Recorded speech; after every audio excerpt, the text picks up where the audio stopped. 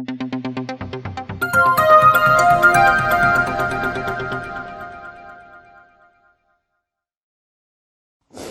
Students, तो कैसे हैं आप लोग? उम्मीद करता हूं बहुत अच्छे होंगे।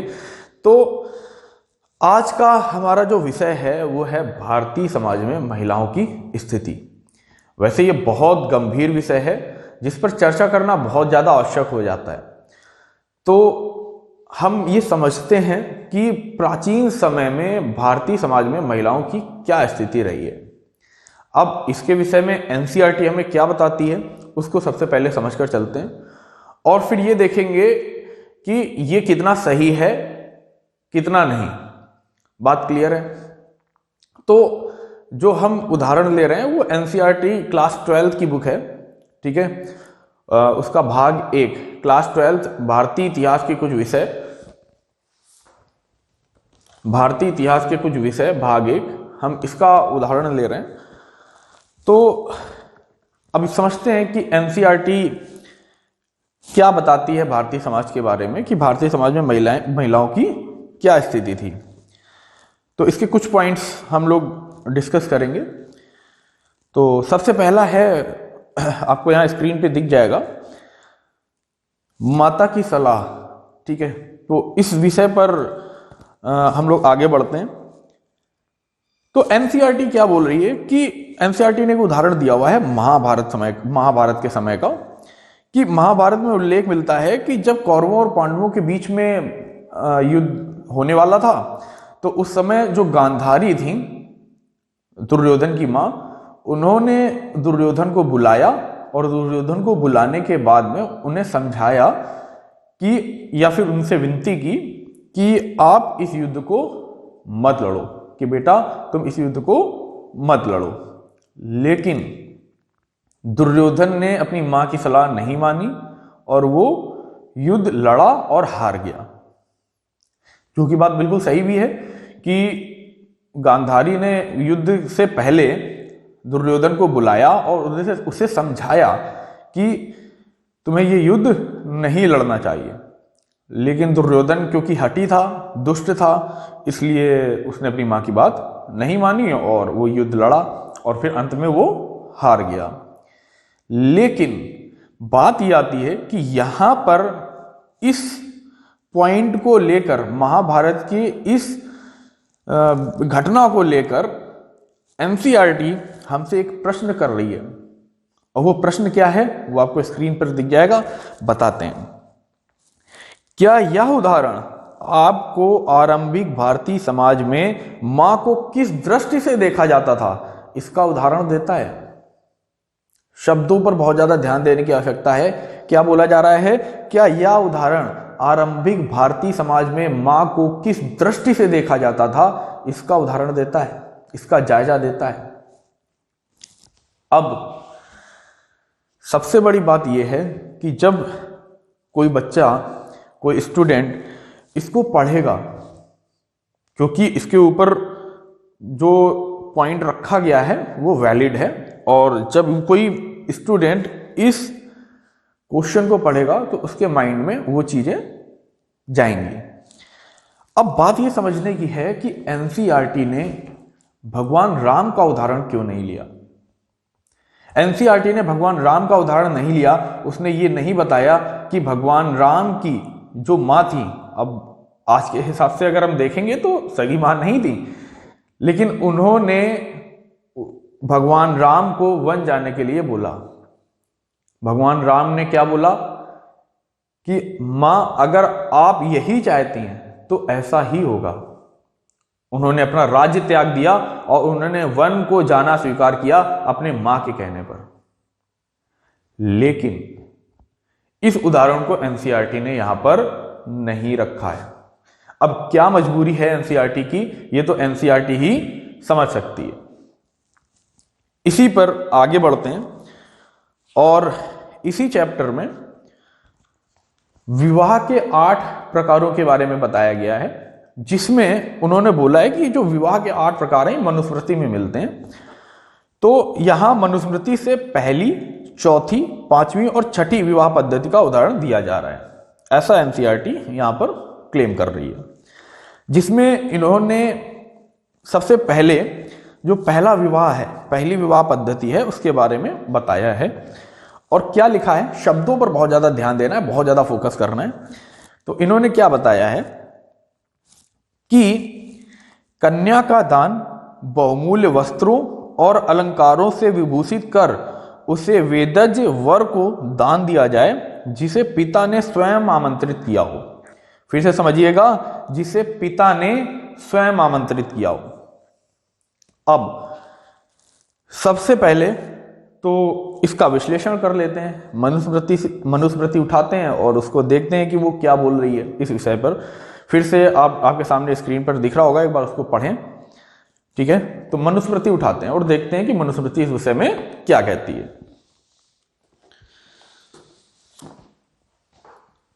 तो जो पहली विवाह पद्धति है मनुस्मृति में, उसको बोला जाता है ब्राह्म विवाह। इसको स्वयंवर विवाह का लक्षण भी बोलते हैं। तो आइए समझते हैं कि ये स्वयंवर विवाह या ब्राह्म विवाह क्या है।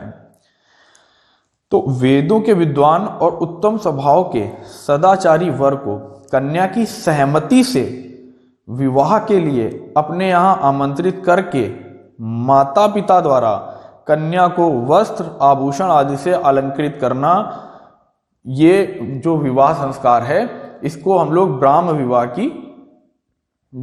विवाह का लक्षण मानते हैं। फिर से समझकर चलना है, मनुस्मृति इस विषय पर क्या बोल रही है और इस विषय पर एनसीईआरटी क्या बोल रही है। तो एनसीईआरटी का कहना है कि कन्या का दान बहुमूल्य वस्त्रों और अलंकारों से विभूषित कर उसे वेदज वर को दान दिया जाए जिसे पिता ने स्वयं आमंत्रित किया हो। लेकिन यहां पर मनुस्मृति इस विषय पर क्या कह रही है कि वेदों के विद्वान और उत्तम स्वभाव के सदाचारी वर को कन्या की सहमति से विवाह के लिए अपने यहां आमंत्रित करके माता पिता द्वारा कन्या को वस्त्र आभूषण आदि से अलंकृत करके सत्कार पूर्वक विवाह संस्कार करना ब्राह्म विवाह की विधि कही जाती है। ये मनुस्मृति से उदाहरण हम ले रहे हैं। तो अब बात ये आती है कि चीजों को घुमा फिरा कर रखना और माता पिता की जहां बात आ रही है वहां सिर्फ पिता को रखना, कन्या की सहमति को हटा देना। अब ये एनसीईआरटी ने ऐसा क्यों किया उसके बारे में भी आगे हम बात करेंगे। तो अब हम ले लेते हैं इसी में जो चौथी विवाह पद्धति है उसके बारे में एनसीईआरटी हमें क्या बता रही है। तो पिता वर वधु युगल को यह कहकर संबोधित करता है कि तुम साथ मिलकर अपने दायित्वों का पालन करो। तत्पश्चात वह वर का सम्मान कर उसे कन्या दान करता है। पिता वर वधु को यह कहकर संबोधित करता है कि तुम साथ मिलकर अपने दायित्वों का पालन करो। हालांकि इसमें कोई गलत बात नहीं है, लेकिन अब आ जाते हैं मनुस्मृति में और देखते हैं कि मनुस्मृति इस विषय पर क्या बता रही है। तो जो चौथी विवाह पद्धति है इसे प्रजापत्य विवाह भी कहा जाता है। और अब सुनते हैं कि इसमें क्या लिखा हुआ है। और कन्या और वर का सहमति पूर्वक निश्चय हो जाने के उपरांत विवाहार्थ किए संस्कार में, फिर से समझेंगे, और कन्या और वर का सहमति पूर्वक निश्चय हो जाने के उपरांत विवाहार्थ किए संस्कार में तुम दोनों साथ मिलकर गृहस्थ धर्म का पालन करो, ऐसा वचन घोषित करके माता पिता आदि के द्वारा। बहुत ज्यादा ध्यान देने की आवश्यकता है। क्या बोला जा रहा है? कन्या और वर की सहमति, उसके अलावा माता पिता, ना कि सिर्फ पिता। और एनसीईआरटी में क्या बता रही है कि पिता द्वारा। अब यहां पर सबसे बड़ी बात यह है कि एनसीईआरटी ने ऐसा क्यों किया है, किस वजह से तथ्य को इस तरीके से घुमा फिरा कर रखा है, क्यों आदि चीजों को ही दिखाया है और कन्याओं की स्थिति के बारे में कि कन्याओं का वहां पर कोई रोल था नहीं था, इसके बारे में क्यों इस तरीके से रखा है, ये सबसे बड़ा प्रश्न उठता है। अब आप लोगों से प्रश्न वो है जो कि एनसीईआरटी कर रही है। आप लोगों ने दोनों चीजों को देखा, जो पॉइंट्स हमने बताए उनको देखा। अब जो प्रश्न है उसका उत्तर आप लोग देंगे। प्रश्न ये है, आपको स्क्रीन पे भी दिख जाएगा। प्रश्न ये है कि इसमें से प्रत्येक विवाह पद्धति के विषय में चर्चा कीजिए। तो अब चर्चा हम लोगों ने की है, तो इनमें से प्रत्येक विवाह पद्धति के विषय में चर्चा कीजिए कि विवाह का निर्णय किसके द्वारा लिया गया था, कि विवाह का निर्णय किसके द्वारा लिया गया था। अब इसके पॉइंट हैं वधु, वर, वधु का पिता, वर का पिता या अन्य लोग।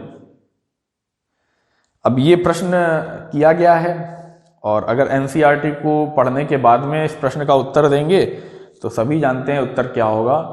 तो अब आप लोग उत्तर दें कि एक्चुअल में इसका उत्तर क्या होगा। ठीक है, तो आज का जो विषय था महिलाओं की स्थिति के विषय में, बहुत बार चर्चा होती है इस विषय पर और हमें यह समझना चाहिए कि भारतीय समाज में महिलाओं की स्थिति हमेशा से अच्छी रही है और आगे भी अच्छी रहेगी अगर हम अपने धर्म का, अपने नियमों का पालन करते रहेंगे। मनुस्मृति हमको बोलती है यत्र नार्यस्तु पूज्यन्ते रमन्ते तत्र देवता यत्र तास्तु न पूज्यन्ते सर्वास्त्रता फलाक्रिया। अर्थात जिस घर में नारियों की पूजा, आदर, सत्कार होता है उस घर में देवता निवास करते हैं।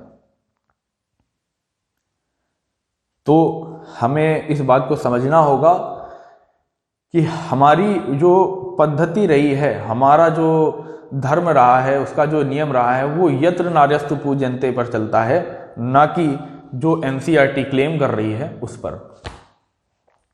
तो आप इस प्रश्न का उत्तर देंगे और प्रश्न का उत्तर देने के बाद में हम लोग किसी दूसरे विषय पर आगे चर्चा करेंगे। आई थिंक आपको इस टॉपिक के बारे में बहुत अच्छे से समझ में आया होगा कि एनसीईआरटी ने जो महाभारत और मनुस्मृति से उदाहरण लिए हैं वो किस हद तक सही हैं। तो ठीक है, मिलते हैं आप लोगों से किसी अच्छे, किसी इंपॉर्टेंट टॉपिक के साथ में। तब तक के लिए कीप लर्निंग। जय हिंद।